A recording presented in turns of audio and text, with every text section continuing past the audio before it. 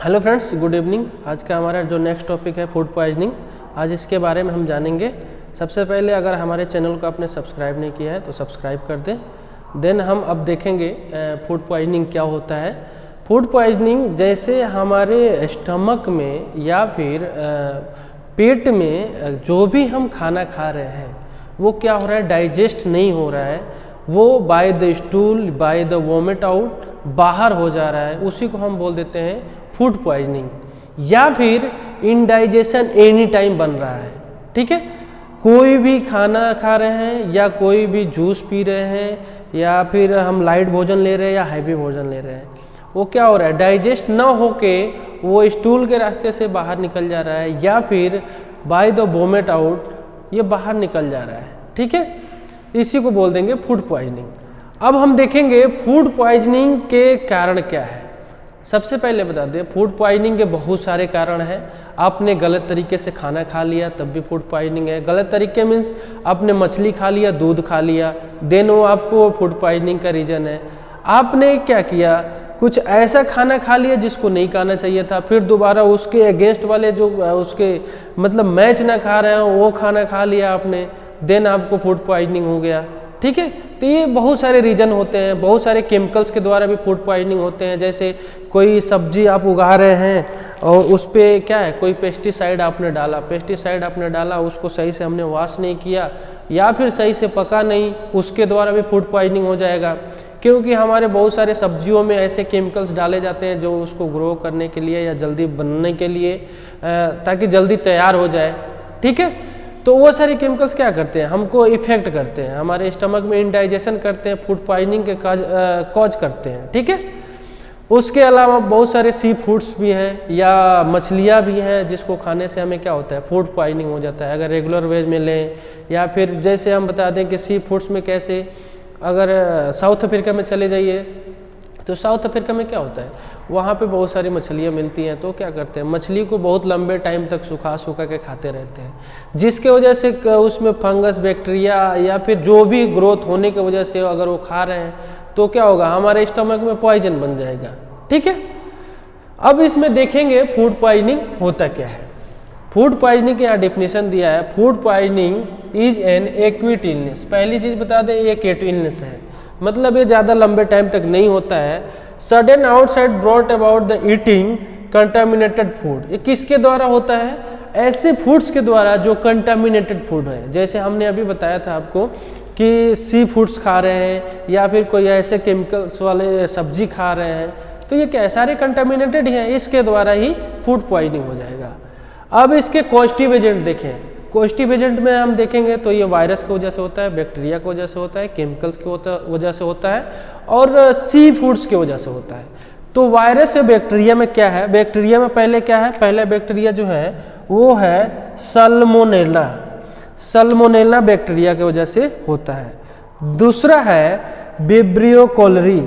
Vibrio cholerae की वजह से भी ये फूड पॉइजनिंग हो सकता है।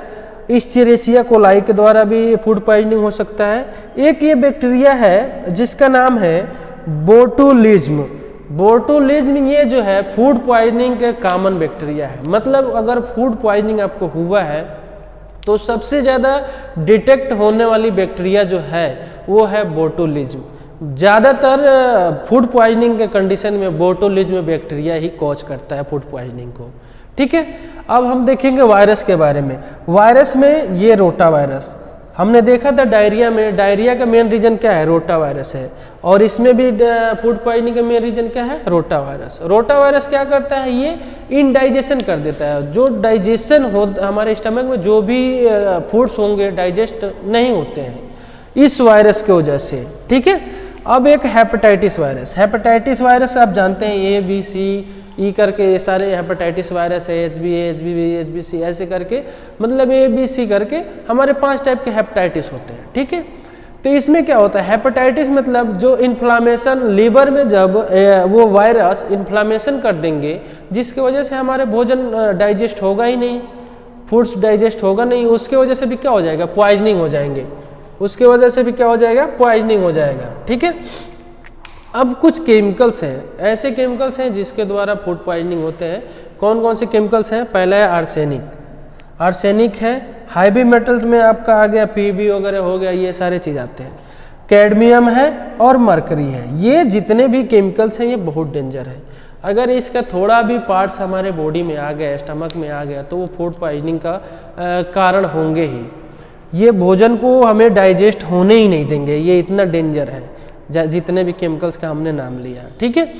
उसके बाद से फिश में सी फिश देखेंगे। कुछ ऐसी मछलियाँ जैसे छोटी मछलियाँ भी होती है, बड़ी मछलियाँ भी होती है। छोटी मछलियों को क्या करते हैं लोग, सुखा देते हैं, उसको काफ़ी लंबे टाइम बाद यूज करते हैं। बहुत सारे डिशेस हैं, अफ्रीका में चले जाइए, उसके बाद से कोलकाता में चले जाइए, बांग्लादेश में चले जाइए, ये सारी चीज़ ये वहाँ पे मछलियाँ जो है ऐसे यूज किया जाता है। सी फूड्स में कुछ ऐसे फूड्स होते हैं जो समुद्र से डायरेक्ट निकाला, आपने उसको सही से पकाया नहीं, सबसे वॉश नहीं किया, सबसे बनाया नहीं उसको, और आपने खा लिया, जिसके वजह से क्या हो गया, इनडाइजेशन हो गया या डाइजेस्ट नहीं हुआ या फिर पॉइजन के कारण हो गया, ठीक है। अब हम देखेंगे mode of transmission. Mode of transmission of food poisoning. Food poisoning जो है वो कैसे फैलता है, ठीक है। Men get infected from the farm animal through poultry farm.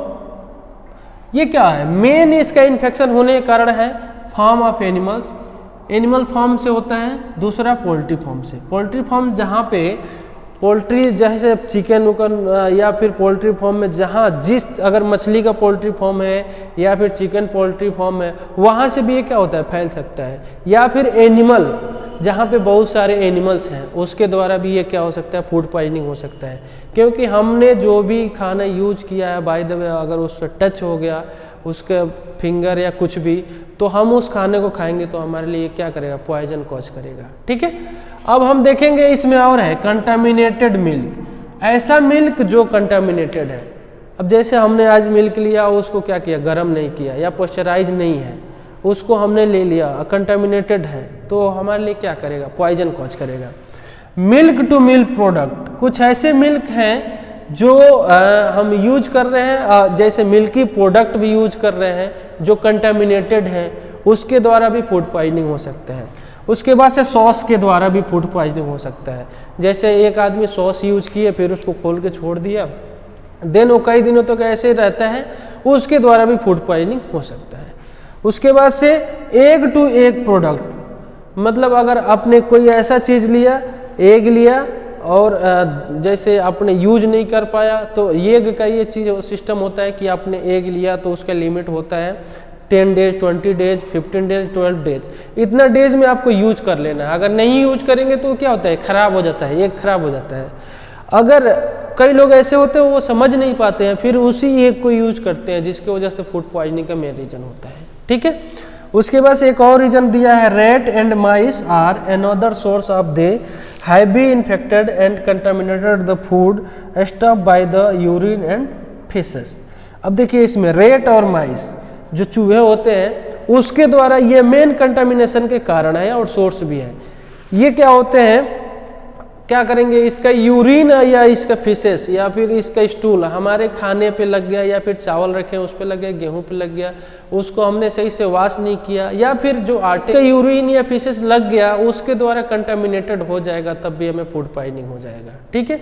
क्योंकि जो माइस होते हैं या रैट होते हैं ये बहुत ही डेंजरस होते हैं, इसके द्वारा बहुत सारी बीमारियां भी फैलती है, फ्लू भी होता है, ठीक है। तो ये क्या करते हैं, ऐसे ऐसे जगह पे जाते हैं जहाँ गंदगी में भी जाते हैं, साफ जगह में भी जाते हैं, उनके पाँव में जितने भी कंटामिनेशन होते हैं हमारे सब्जी खाने और सारे जगह पे लगेंगे, जिसके वजह से क्या होगा, हमें फूड पॉइजनिंग के कारण होंगे, ओके। अब हम देखेंगे इसका साइन एंड सिम्टम्स। किसी को फूड पॉइजनिंग होता है तो उसमें सिम्टम्स क्या देखेंगे कि फूड पॉइजनिंग जब किसी पर्सन में होता है तो उसमें सिम्टम्स क्या क्या दिखता है, क्या लक्षण दिखते हैं, ठीक है। और सबसे पहले बता दें इंक्यूबेशन पीरियड कितना होता है इसका। ये जो है इसका इंक्यूबेशन पीरियड 12 से 24 घंटे तक होता है, ठीक है। अब सिम्टम्स हम देखेंगे, लक्षण क्या क्या है। पहला चिल्स, मतलब ठंड लगेगा। दूसरा फीवर आएगा, ठंड के साथ भी फीवर आ सकता है, फीवर भी आ सकता है और चिल्स भी लग सकती है, ठीक है। उसके बाद से नौजिया होगी, वॉमिटिंग होगा, परफ्यूज वाटर डायरिया, मतलब ऐसा पतला जो होगा, पतला लेट्रिन होगा, डायरिया मतलब आपका स्टूल जो है एकदम पतला हो जाएगा। ये कितने दिन तक होगा? 2 से 3 दिन तक। उसके बाद से एब्डोमिनल क्रैम्प्स होगा, मतलब जो पेट में क्या होगा, मरोड़ टाइप में होगा, ठीक है। उसके बाद से in birds case blood muscle में भी अपीयर, कई बार ऐसा होता है कि टॉयलेट के रास्ते से ब्लड भी आने लगता है और ब्लड आने लगता है। अब इसका इन्वेस्टिगेशन देखेंगे कि डायरिया अगर किसी पर्सन में हो गया है तो उसमें कौन कौन से इन्वेस्टिगेशन होता है। पहला चीज होता है स्टूल कल्चर। स्टूल कल्चर से हम पता कर सकते हैं कि डायरिया हुआ है कि नहीं। एक कल्चर का जो प्रोसीजर है ये थोड़ा लंबा होता है, 7 to 12 डेज का होता है। इसमें जो है एक प्रोसीजर होता है, पेट्री डिश लेते हैं और इसमें क्या करते हैं, स्टूल को रखते हैं, फिर कल्चर करते हैं। इस कम से कम ये 7 से 12 डेज का प्रोसीजर होता है, ठीक है। उसके बाद से कोलोनोस्कोपी करते हैं, कोलोनोस्कोपी द्वारा भी हो सकता है। उसके साथ साथ यूएसजी करते हैं, ठीक है। उसके बाद से पेशेंट का हिस्ट्री देखते हैं। पेशेंट का हिस्ट्री इसलिए देखते हैं कि वो पेशेंट जो है क्या कितने दिनों में क्या खाया है, क्या नहीं खाया है, कुछ ऐसे खाना तो नहीं खा लिया जिसके वजह से उसे डायरिया हो गया। तो ये सारी चीज़ देखने के लिए हम हिस्ट्री चेक करते हैं। या फिर कई बार कंडीशन ऐसा होता है कि कोई पर्सन पॉइजन खा लिया है तो उसको इन फ्यूचर 6 मंथ 1 ईयर के बाद भी जो स्टमक में पॉइजन का रीजन हो सकता है, ठीक है। उसके बाद से ल्यूकोसाइट हम टेस्ट करते हैं और एरिथ्रोसाइट का टेस्ट करते हैं, ठीक है। अब ट्रीटमेंट में देखा जाए तो ट्रीटमेंट में क्या करते हैं, अगर फूड पॉइजनिंग किसी पर्सन में हुआ है तो उसमें ट्रीटमेंट क्या होता है। पहला ORS देते हैं। ORS क्या है? Oral rehydration solution. ये क्या करता है, ब्लड में जो ग्लूकोज लेवल है या वाटर लेवल है उसको क्या करता है, मेंटेन करता है, ठीक है। ये मेंटेन करता है। IV फ्लूइड देते हैं। IV फ्लूइड में सबसे ज्यादा क्या देते हैं, NS देते हैं, DNS देते हैं। NS में क्या होता है, सोडियम क्लोराइड होता है, DNS में डेक्सट्रोज होता है। तो हमारे बॉडी में क्या होता है, सबसे ज्यादा अगर डायरिया अगर वॉमिटिंग हो गया तो हमारे बॉडी में सोडियम क्लोराइड, जिंक, पोटेशियम, ये सर क्या होता है, जितने न्यूट्रिएंट्स होते हैं इसकी कमी होने लगती है, इसलिए NS देते हैं। और कई बार ऐसा होता है DNS भी दे देते हैं, ठीक है। अब हम देखेंगे इसमें एक और है, do not eat solid foods while nausea और vomiting, only drink plenty of fluids, मतलब ऐसा पानी हम लेंगे, ऐसा खाना नहीं लेंगे जो हमारे लिए हार्मफुल हो, हम सिर्फ ऐसे फ्लूइड्स लेंगे जो हमारे लिए क्या होगा, फायदेमंद होगा। उसके बाद से इसमें क्या लेंगे, एंटी वोमिटिंग ड्रग लेंगे। अगर आपको ज़्यादा ही वोमिट हो रहा है पॉइजनिंग की कंडीशन में तो आपको अंडरस्टैंड करके एक टैबलेट आता है, इसको आप खा सकते हैं या जीभ पे रखते ही मतलब ये थोड़े टाइम में क्या होता है, गल जाता है, जिसकी वजह से आपका उल्टी कुछ ही सेकेंड या कुछ ही मिनट में बंद हो जाएगी। उसके बाद से टिंडाजोल, ये सारे टैबलेट क्या है, एंटी डायरियल में यूज किया जाता है, ठीक है।